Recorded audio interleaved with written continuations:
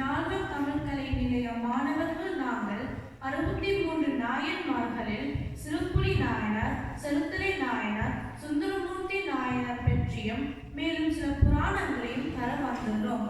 பங்கு பெற்ற மாணவர்கள் ரஷான நித்யகுமார், நித்திரன் நித்யகுமார், ஸ்டஃப்னி சசிகரன், சபினா மாயவதீபன், வஷ்ணா மாயவதீபன்.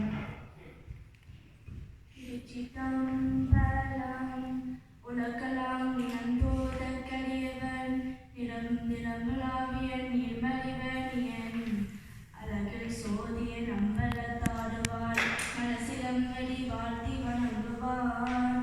திருச்சிட்டம்பலம். அனைவருக்கும் வணக்கம்.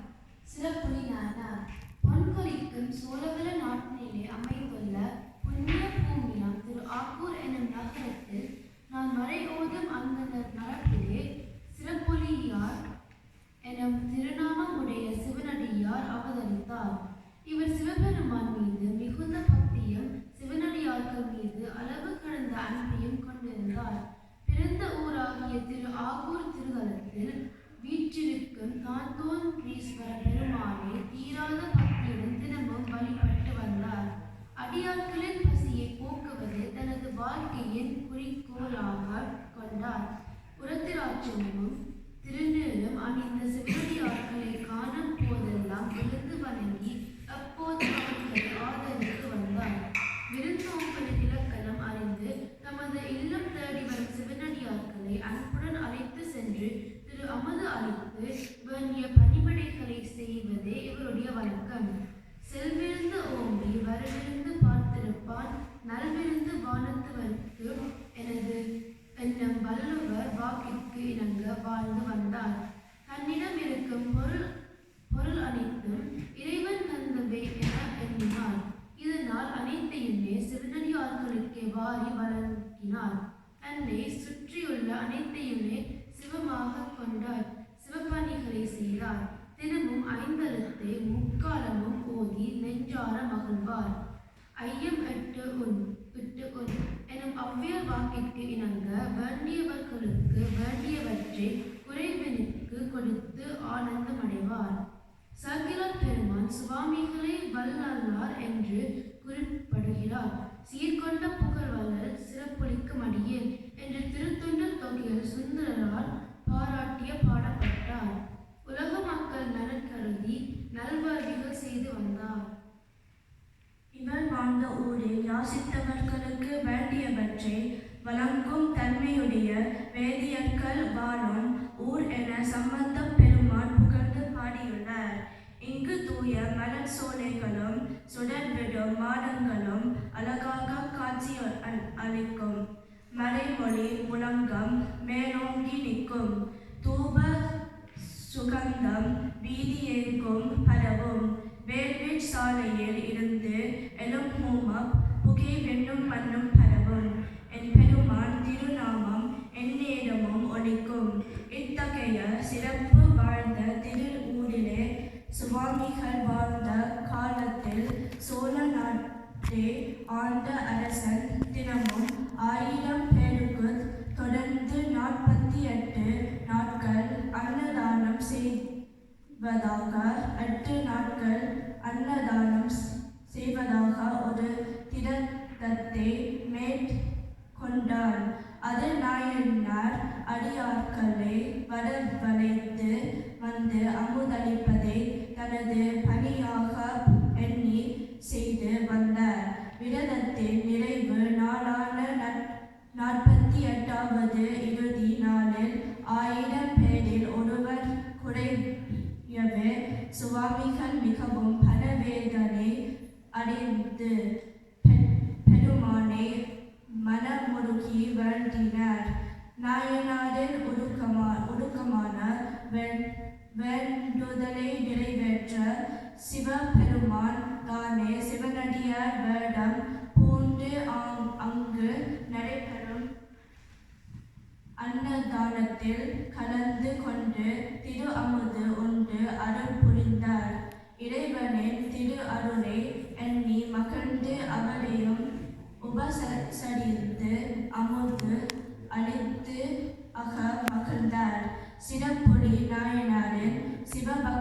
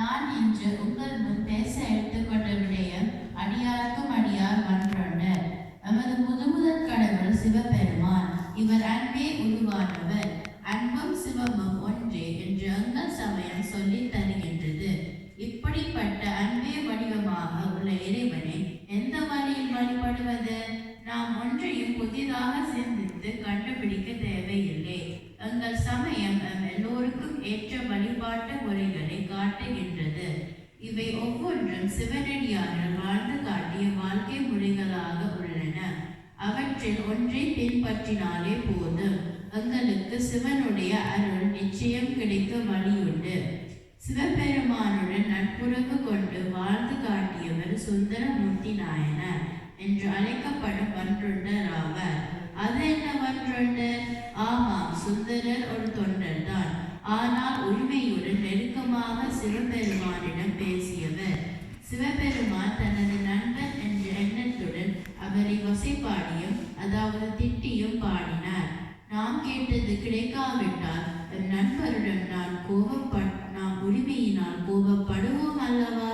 அது போன்றே சுந்தரரும் சிவபெருமானுடன் கோபப்பட்டு பாடிய திருமுறைகள் உள்ளன. அதனால் அவரை வன்மை பேசி அடியார் என்றும் அழைப்போம். சிவபெருமானுடன் மிக நெருங்கிய தோழமை கொண்டு வழிபடலாம் என்று காட்டிய சுந்தரர் இன்னும் ஒரு உண்மையையும் எங்களுக்கு சொல்லியுள்ளார். சிவனை வழிபட்டால் தான் சிவபெருமானுடைய அருளை பெற முடியும் என்று நாம் நினைக்கின்றோம். அப்படியல்ல. சிவனை வழிபடாமல் சிவபெருமானுடைய பூரண அன்பை பெற முடியும். அதற்கு ஒரு சிறந்த வழி இருக்கின்றது என்று எங்களுக்கு உணர்த்தியவர் வன்றொண்டர். அதென்ன வழி என்று கேட்கிறீர்களா? சொல்கிறேன், கேளுங்கள். அதுதான் அடியார் வழிபாடாகும். ஆமாம், சிவபெருமானின் அடியார்களே சிவனடியார்கள் என்று அழைப்போம் அல்லவா? இதை சிவனடியார்களை வணங்கினாலே எங்களுக்கு சிவபெருமான் அருள் புரிவார் என்று காட்டி சென்றவர் சுந்தரமூர்த்தி நாயனார். எங்கள் சமயத்தை நினைக்க எனக்கு பெருமையாகவும் மகிழ்ச்சியாகவும் உள்ளது. சிவனடியார்கள் வணங்குவது சிவனை வணங்குவதற்கு நிகர் என்று எடுத்து சொல்லும் உயர்ந்த நெறி எங்கள் சைவ நெறியாகும். சிவனடியார் வழிபாட்டு முறையை நிலைநாட்டவும் அதன் பெருமையை எங்களுக்கு உணர்த்தவும் அவர் என்ன செய்தார் என்று நாம் பார்க்க வேண்டும் அல்லவா?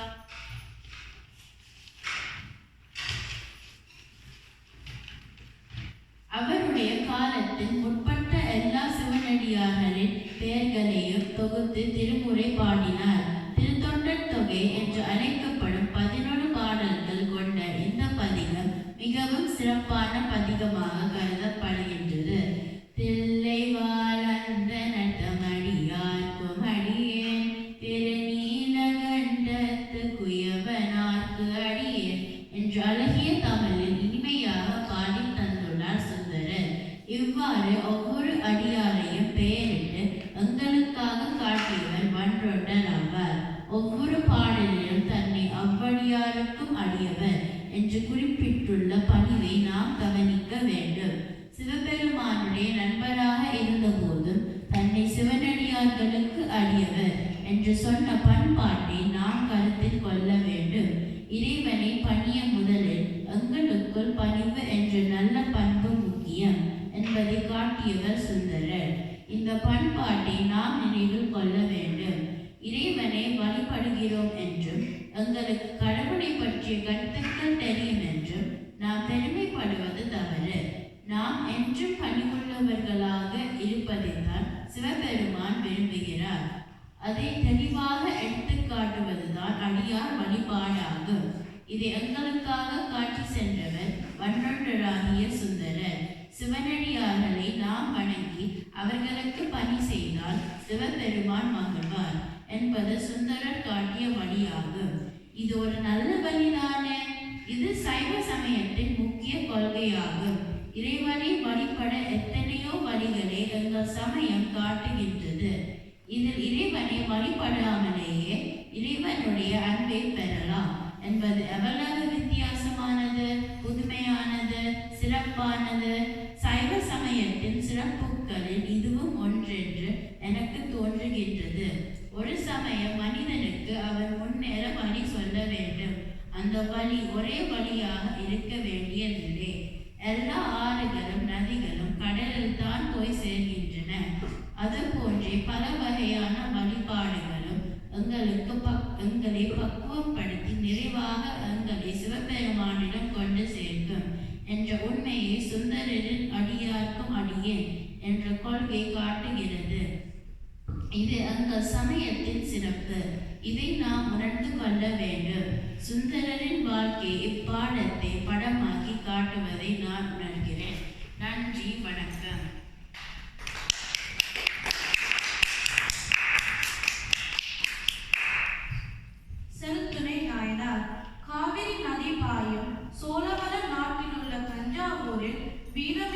சிவனடியாளர் மரபில் அவதரித்தார். அவர் சிவபக்தியிலும் சிவனடியார் பக்தியிலும் சிறந்த மெய்யன்பர். இவரது தூய வன்னீற்று உள்ளத்தில் அழுகின்ற உணர்வுகளை எல்லாம் பெருமான் பாத கமலங்களின் மீது செலுத்தினார். எல்லோரிடத்தும் மிகவும் பணிவன்புடன் நடந்து கொள்வர். அடியார்களின் நலனுக்காக தன் உடல் பொருள் ஆவி அனைத்தையும் அர்ப்பணித்து வாழ்ந்தார். சிவனடியார்களுக்கு யாராயினும் தீங்கு விளைவித்தால் உடனே அவர்களை கண்டிப்பார். அவர்களை கண்டிக்கவும் தயங்க மாட்டார்.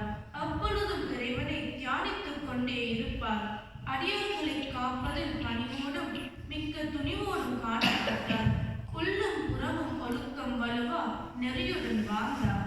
சுவாமிகள் தஞ்சாவூரில் கோயில் கொண்டிருக்கும் தியாகராஜ பெருமானை வழிபட்டு அரும் பெரும் தொண்டாற்றி வந்தார். சிவாலயங்களுக்கு திருப்பணி செய்வதில் தனது குறிக்கோளாக கொண்டிருந்தார். ஆலயங்களில் நடைபெறும் இறை வழிபாடு எதுவித இடையூறுமின்றி நிகழ அரும்பாடுபட்டார். இறைவனுக்கு மலர்தொண்டு செய்து வந்தார்.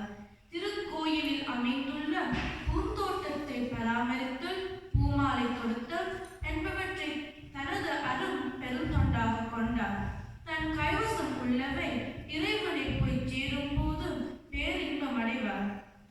நாயனார் ஒருமுறை ஆலய மலர் மண்டபத்தில் அமர்ந்து இறைவனுக்கு பூமாலை கொடுத்துக் கொண்டு இருக்கும் பொழுது ஆலய தரிசனத்துக்காக வந்திருந்த பல்லவ அரசன் காடவர்கொன் கலத்சிங்கனுடைய பட்டத்து ராணி மண்டபத்தின் அருகே கீழே விழுந்திருந்த பூ ஒன்றினை எடுத்து முகர்ந்து பார்த்தார். இதனை அவதானித்த சுவாமிகள் மிகுந்த கோபம் கொண்டார். பட்டத்தரசி என்று கூட எண்ணாமல் இறைவனுக்கு உகந்த மலரை எடுத்து முகர்வதா என்று உள்ளம் பொறுக்காது அவருடைய கூந்தலை பிடித்து இழுத்து கீழே தள்ளிவிட்டு அரசியாரின் மணிமூக்கினை சீவினார். அங்கு வந்த அரசனிடம் அஞ்சாமல் நடந்தவற்றை கூறினார். தனது செயலுக்கான காரணத்தை விளக்கினார். இறைவன் மீது நாயனார் கொண்டுள்ள தீராத பக்தியை கண்டு அரசன் தலைவணங்கினார். அம்பெருமான் அடியார்கள் பக்தியை கண்டு அரசனுக்கும் அரசியாருக்கும் அடியாருக்கும் அருள் புரிந்தார். இறைவனோர் தொண்டர் ஒழுக்கம் தொண்டர் தம் பெருமை சொல்லவும் பெரிது. இவ்வாறாக இறைவன் தூய திருவடிக்கு இடையராது தொண்டுகள் செய்து வந்த செருத்துணை நாயனார் தம்பெருமான் திருவடி நிழலில் இணைந்து கொண்டார். இவருடைய குருபூசை ஆவணி மாதம் பூச நட்சத்திரத்தில் கொண்டாடப்படுகிறது. இவர் மன்னவனம்